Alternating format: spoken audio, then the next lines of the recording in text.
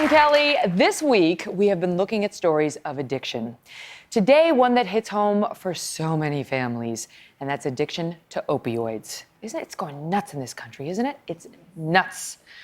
Raven Mason and Tesla Smith were not just addicted to drugs, they were also pregnant.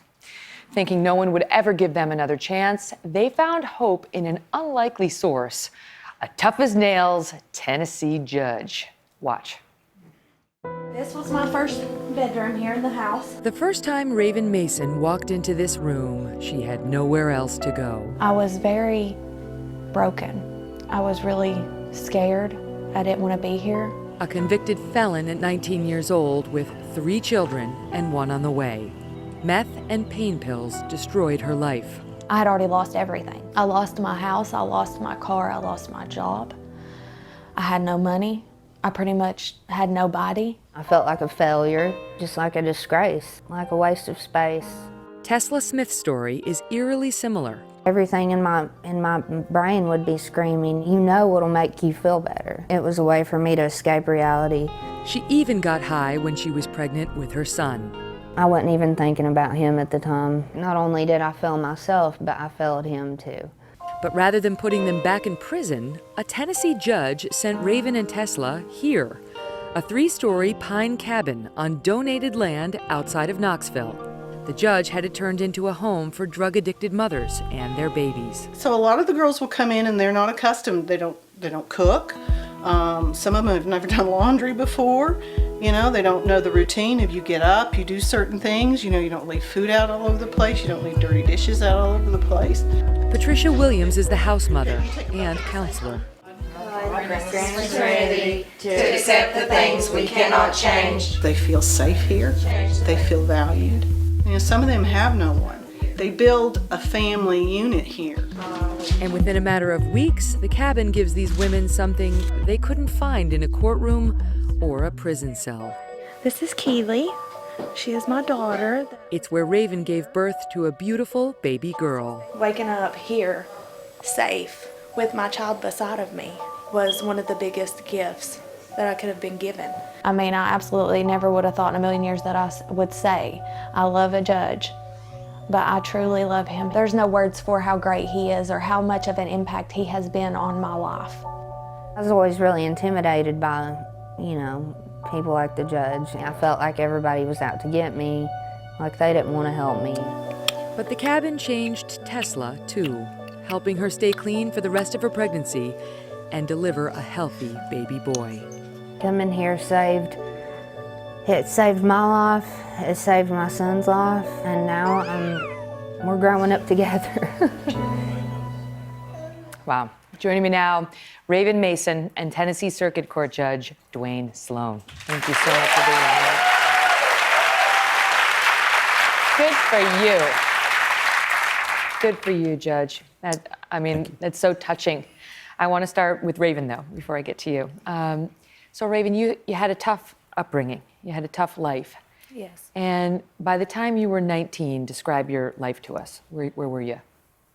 Well, when I was 19, at that point in time, I had dealt a lot with not having family.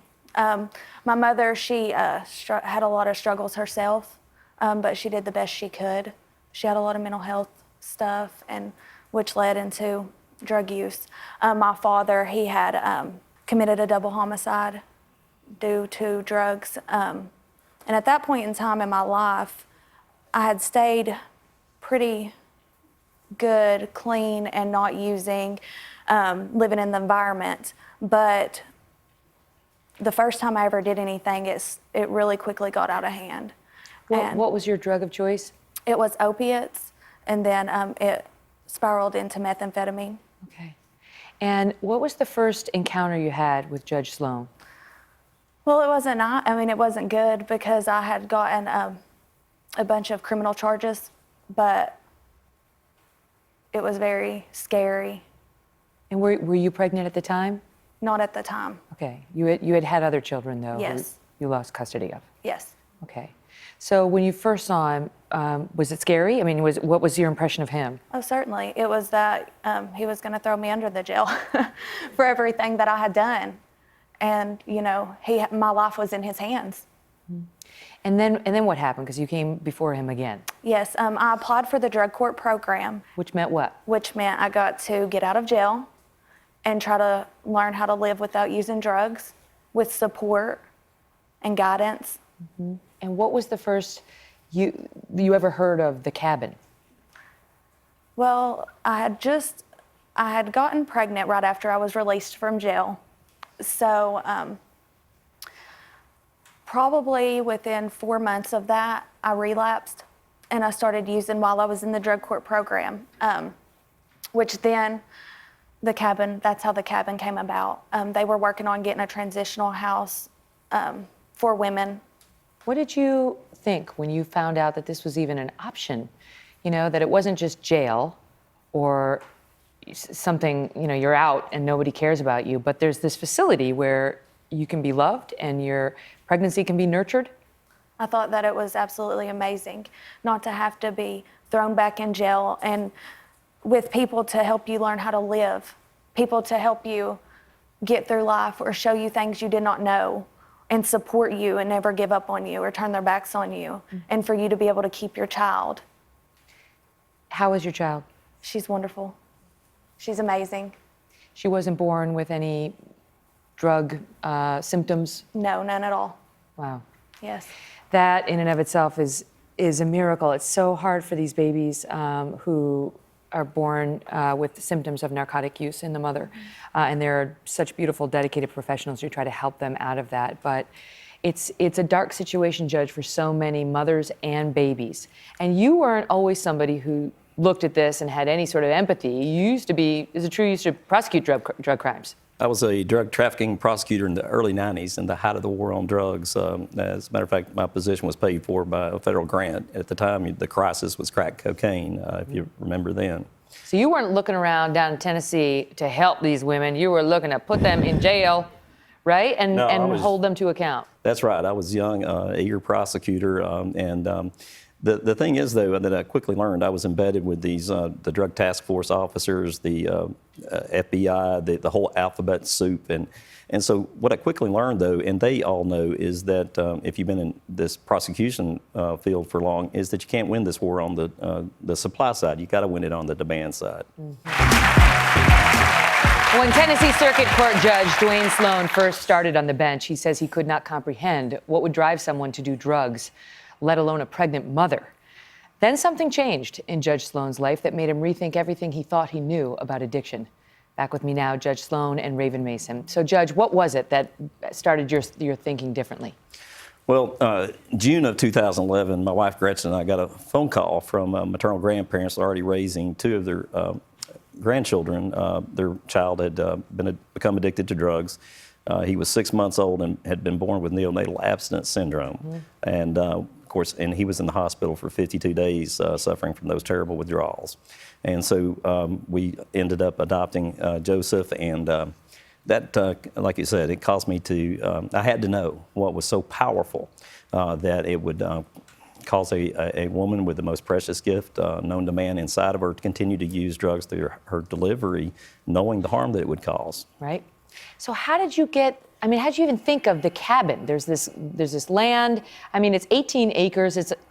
I know that the land was donated, but this has got to cost money. How do you pay for it? So the cabin and the 18 acres, our drug recovery court team, we knew that we had to be able to provide a safe environment for really women or men because there aren't a lot of safe places for recovering addicts, especially in Appalachia or East Tennessee. But particularly when it comes to women that are pregnant with an opioid use disorder, they were virtually, you could not find them. So we'd been looking for that anyway. A lot of facilities are scared to take them for liability purposes. Exactly. And so when Joseph was born, though, my incredible team, we redoubled our efforts and began looking. And so friends of ours knew what we were doing, believed in it, and then for the biggest part, donated the cabin and the land. And it's an incredibly beautiful cabin. It is. As you could tell. You can see that. So, Raven, when you went back before the judge and you felt like you had disappointed him, right? Because you go back, you had gotten pregnant, you go back before him, you're pregnant now. You were worried about what he was going to say. What did he say to you that day in court? Well, for me, I went to jail, actually. I got sanctioned for my drug use, for my relapse, which was the best thing that could have happened to me. I went to jail, then they sent me to treatment for a week. Then I had to turn myself back into jail. At that point in time is when I surrendered, and I turned it all over to God. And then I remember going in front of judge and him saying that I was going to be okay, I was going to make it. Just listen to him and to trust him. So that's what I done. And I've been clean since then.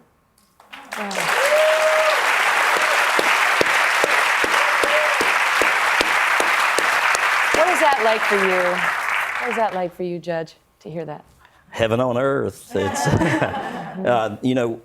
Jesus Christ talking about doing greater miracles. You see an addict healed, that's a greater miracle. Your wife, Gretchen, is here with us today. And what has he changed since he started doing this, Gretchen, right? Since both of you did. Has he changed? He's softer.